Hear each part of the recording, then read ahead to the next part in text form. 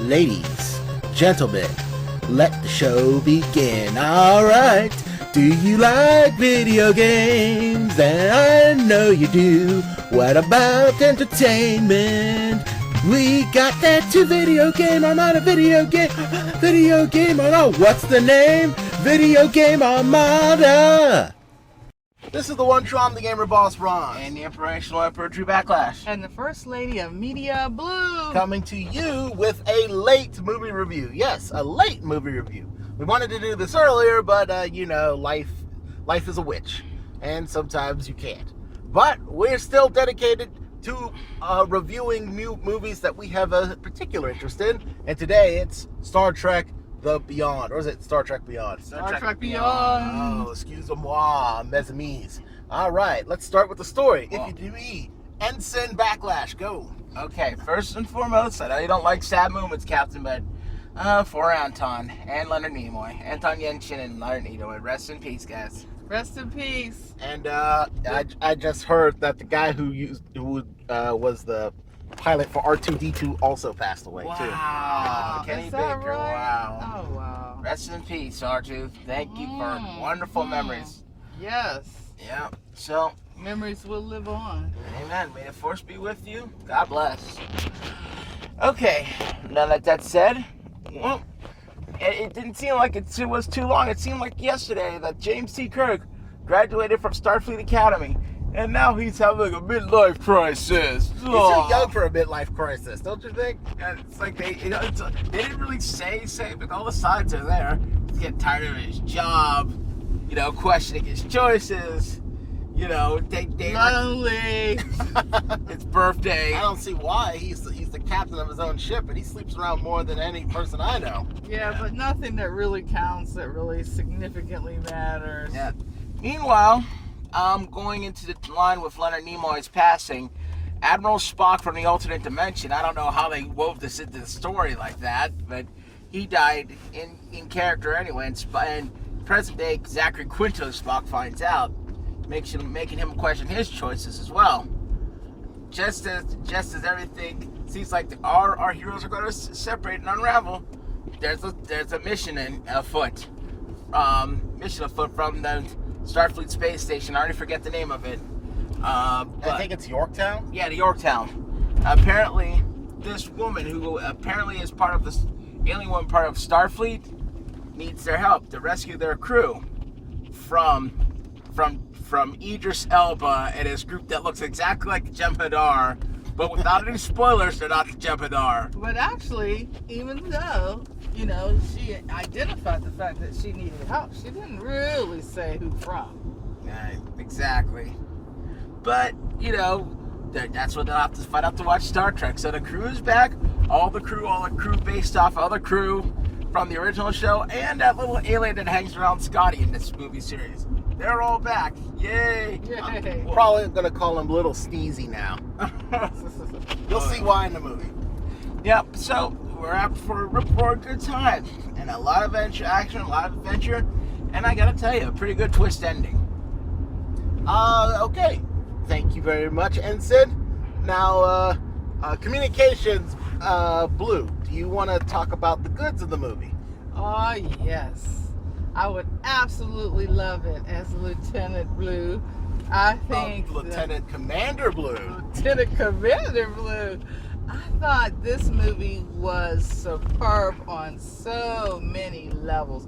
I mean, those of us who have been with Star Trek since the very beginning have an appreciation for their detail that they gave. They gave so much in the way of bringing these characters back in the original sense of the cast. They brought back the mannerisms, the voice inflections, and I mean they did that in the first movie as well, in the second. But there was just something special about this movie being so poignant, especially in light of the fact that we did lose a couple folks. I think for me, seeing the screen so large and seeing the Enterprise and then seeing all the nebulas and the stars and the galaxies, it just on a big screen, there's just nothing Final like Frontier. it. Yes, I mean, even down to the music. Some movies that are remakes, they want to jazz up the music and make it something different. You walk away kind of mad because they didn't play the music. Well, these folks did, and they play music all right. It. Oh yeah, I loved it.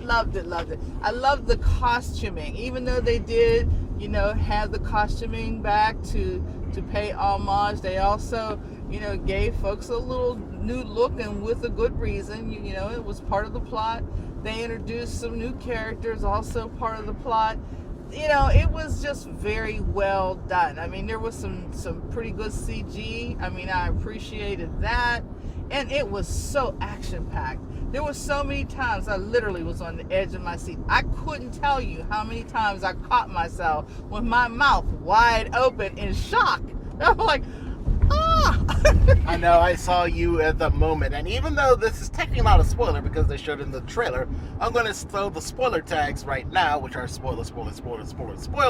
I saw your face and your hands when the Enterprise got destroyed. Oh, you were like, gosh. oh my goodness, Not what the the Enterprise? No, how could they do that? How dare those space How bees dare / termites? You know what? This is definitely a spoiler, folks, and I apologize. But really, when the bad dude said, "Cut its throat," my heart! I felt the stab wounds in my heart. How could they do that to my Enterprise? No, technically, this is not like the first Enterprise that ever got killed. But it was just something about this one at this time, the way they did it. It was just like, oh no, they didn't. But yeah, there's so many things good. I could just go on and on. But the cast, the music, the throwbacks. This just well done. Well done, J.J. Abrams. Well done, cast. All right, Lieutenant Commander, Admiral, Vice President, Backlash. What do you got for me? Well, I don't think it had too much. The actors were on point. I like how Chris Pine channeled his inner Shatner. Maybe that will shut him up. He did a good job. He was more Shatner in this than any other movie he was for Star Trek. So I give him credit for that. Maybe that will shut him up for whining and not being in the movie. He kind of was. It's like I could hear him say before he started into his thespian mode when he started to get hammy and sad at the same time. He went, "Captain's log." It's like, we noticed that. It's like Zachary Quinto. He's a very good Spock. They gave him a little more emotion in this reboot than they do in the show, but even then, he's still quite straight-laced, Carl Urban as McCoy, I think he's a little less grumpy, but he's just as sarcastic. Anton Yelchin's Chekhov's, it's hard to talk about, but I think in this movie they dialed him back a little. But he was still a big part of the movie. Yeah. He was still a big part of the movie, but everyone else had their moment or their time to shine. He kind of was there with the captain a lot, Sulu was good in this movie. I love the line. I was like, Captain Kirk was like, "Sulu, can you spoiler about flying?" And he's like, "You kidding me, sir?" It's like, you're not questioning me, the pilot of the ship, the best pilot ever. Scotty was good, but of course Simon Pegg wrote him that way. And there's I don't know the actress's name, but there's an actress you'll see in this movie. She was quite good. She was a great. The white chick? Yeah. Yeah, she was very good. Jaya or Jaya. She was very good. She was very good. I liked her. I liked her too. I think she had my best role of the movie. Yes, she New definitely, role anyway. She added something. Yeah, she did. She definitely did. And then Crawl. Just when I was starting to put him in the Malekith the Accuser, Malekith and Ronan the Accuser camp, they turned this guy on as, his acting was very good despite it all. But at the very end, they just flipped the script whoa, what? Don't say too much because I have to say Even though I had some indicators prior to the movie, I completely forgot about it. All right, and then Oh, I knew how I was going to get it out. I'll be honest with you. But that's only because I play a lot of video games. but I'll tell you, But again, I'll explain more later. maybe I gotta get back into playing games because for the first time in a while, this story caught me off guard. They fed you clues like this was an episode of PBS's Ghost Rider, but at the same time, you're trying to work all these pieces together. Why does this all make sense? Yes. Why is Skrull doing this? Yes. Why is this all happening? Yes. What is going on? To be fair, though, you caught the one Chekhov's gun, and I caught the other one. Yeah. So I loved catching the one too. I love that. I really did. Yeah, and it's like I thought it was very good, and I like this is what the Black Nerd called the nerdy. I liked the little subtle hints, like that the Middle Eastern admiral, her name was Paris. I know that voice. I know she played something. I remember her voice. She's in a lot, Yeah, But I can't remember from she's what. In a lot. She's in a lot. but I mean she's Admiral Paris, as in Tom Paris from Voyager, or it's like. And then there's a mention of Romulans, no big. That's a pin slap. That's a big duh in Star Trek. But then they mentioned the freaking Zindi from Enterprise. The Zindi. When was the last time you heard a freaking Zindi's reference? It's been a while. And not only is it super nerdy, super niche, but it's also relevant. Blue, I'll just give And it's relevant. I'll give you this, Blue. The Zindi, they were bad aliens, at least initially, who wrecked the planet Yes. in Enterprise. Yes. Just kind of like the Borg, kind of like the Dominion. Yes. So, that was a good reference. Yes, it was. So, all the actors were on point. Special effects, do I really need to say anything to say if it's freaking special effects? No? Okay. I think that's it for me. There's something about the bats I could say, but it's only a very small nitpick, but we'll wait till we get there. Yeah, you guys pretty much said it all. I mean, I couldn't even begin to think about anything else. Everyone did the job as per usual. I liked the new character. She was real hoot. I definitely liked her story. And I liked all her action scenes. Yes. And her dialogue with Scotty. That's right. Just a funny little sidelight. It's that Scotty had the most lines, who is Simon Pegg, with the hot girl. Yes. Yeah, who cares about engineering but steal his heart. Right. That's right. That plays classical music. Spoiler on the classic. I won't tell you what classic. Right. Deep classical music, Right. but it's awesome. It is awesome. Very timely. And it fit Jay. The one classical song, it fit JS personality. I tell you that. That's about right, you know. Yeah, and the bad guy was pretty good too. I have no complaints overall, but I will mention something in the bads.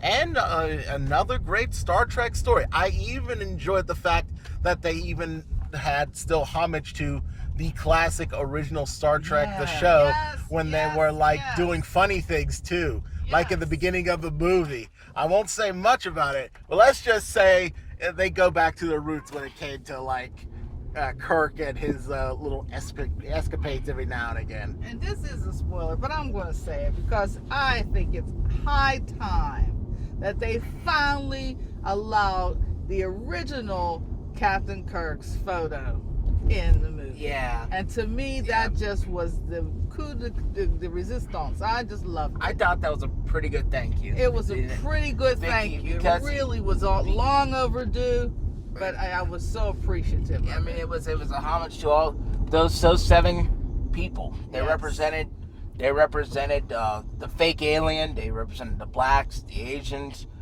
and the non-American people. They represented. It was we are the world at the time. They represented the people who made it happen. They represented the Enterprise. They represented Star Trek. And it's kind of a thank you, even though a lot of that, about half of that crew's gone. You know, and it was touching. It was touching, and it was something that I think, again, long overdue. Yeah. All right, so who wants to start the bads? I don't got too many, so I guess I'll start. Darn it! Did I already forget my bad? Let's see. Give me a second. Let me see. I'm trying to think. Uh, Well, you know that's pretty good if you have to try to work Think at about it. Yeah. That was me with Suicide Squad the other day. Trust me. All right, Blue, you're up. I gotta tell you, I don't have any. Well, all right. I guess it's me to have to bring the party down a little bit. Let's just say, well, let's see. First of all, I ain't gonna harp on it because it's probably frowned upon. But I don't. You know how I feel about race swapping characters? Yes. Yeah. Let's just say orientation swapping is just as bad, and I really wish they stopped doing it. Just saying. You can I concur. just create I know new exactly what you characters and make them the way you want. Don't just flip the script and say, "Oh, he's this way all the time." Well, Where you know clearly what? that's not the case. And And that's all I'm saying about that. and no spoiler, because I'm not going to mention who the character was or what we're even talking about, but the original character who played the role was very against the idea. Mhm. Yep. But that's enough said there. You guys already know about that right now, and moving on. And also, again, I think, what's his name? Crawl. Crawl. He did good. But there's one thing I've noticed when reflecting back on on all three of these new Star Trek movies is that more or less the villains were pretty much the same in their decisiveness. They were all angry, militant get-backers who wanted to destroy Starfleet for some reason. And I'm not saying that's a bad thing, but having them three in a row makes the antagonist role seem, I know, a little not special. You gotta change it up a bit. Otherwise, people are gonna start to notice and gonna start to be mad. I mean, back in Wrath of Khan, I mean not Wrath of Khan. What was it called? The second one, Star Trek Into Darkness. Into Darkness. Yeah. I like that. The updated Kong, spoiler alert. Also enjoyed, what he was doing. It was great for me. It was fine. And I barely noticed that he was sort of like the first guy in the movie. The first remake Star Trek movie from 2009. But now, with Cole, no spoilers, but spoilers, he's pretty much the same role. His character is still the same role. And again, you don't want history to repeat itself too much. Otherwise, it's not fun. Otherwise, like Backlash said, you don't want like 5 Ronan the Accusers. People start to have a fit and they will start not to like it. Well, in all fairness, they did an awful lot of that in the original Star Trek series. It was, people were oftentimes against the Federation. I mean, the early ones were pretty much going out and finding, strange lands and trying to defend and fend off and odd circumstance. But after a season or so of that, then it became attacks against the Federation, and with some frequency of the bad guys doing it. So that's true, but I do remember a few things. Is that like when I've been watching some of the old Star Treks with you? One guy was a robot. Oh, absolutely. One. Those were the very first one. One guy was something was a doomsday weapon. That was just a nondescript person or anything. It was just a thing that out eats. To get anything. Yeah. And then those things were very memorable. And yeah, you're right there. Those were the really early first ones. Yes. But after they ran through that season or so, then they started kind of getting into, it's us, look at the world's against us. I mean, I always thought that they were really cool when they came up with Romulans and Cardassians. Yeah, Jim Kadars and Cardassians. Ferengi And Klingons. I love the fact that you got a sense of seeing all of that. Just spice it. All I'm asking is just in the next movie, just spice it up a bit. Yeah, maybe make him not care about the Federation. Make him care about. I'm a simple guy. Just have him care about holding ultimate power. Make him think like he can trick a whole bunch of people and thinking that the Federation is a good thing, and then turn around and say, nope, I'm just going to rob them or something. Or I don't know, take people's bones and turn it into a big giant world-ending spear. I don't know. Just mix it up a little bit, just a tiny bit. And otherwise, it's just gonna be boring, and no one wants this to be boring. And and one more bad, and this is just a kind of personal preference, but I kind of like Into Darkness a little better than this movie. I don't know why. I like the first in the order. It's going to be the 2009 Star Trek, this Beyond, and then Into Darkness. I think Into Darkness had a little bit more. Maybe it was Benedict Cumberbatch. I don't know. I'm talking. It's kind of like anal to compare one Englishman to another when it comes to bad guys, since they were like back to back from Into Darkness to Beyond. But I don't know. That's just me. Well, personal preference is understood. And that's all I got to say about that. I'll say this, that I'm kind of getting tired of the crew of the Enterprise especially, but Starfleet and innocent civilians getting pasted in this series. It's like, okay, so the world's lives matters, we get it. It's one thing to rock a city like happens in DC and Marvel, but, Starfleet, it's like, come on, your shields can't be that weak all the time. And, let's see. A lot of red shirts get pasted before. Yeah, but the way that it happened, it's kind of weird. Let's see. I think that's it. I think that's all I have, because the only other thing was I kind of felt that I think I can't even remember that nitpick I had. Darn it. That's all right. It'll come back, hopefully. Yeah. I got another idea for next villain bad guy for Star Trek. How about he's like just a big bank robber and he wants to steal the Federation's dilithium crystals so they can't go into warp, and he could sell them back to him. He could be like a Ferengi character. Yeah. He could just steal dilithium crystals and have a corner market on warp travel. Something like that. Not just another angry militant. That's all. Blue?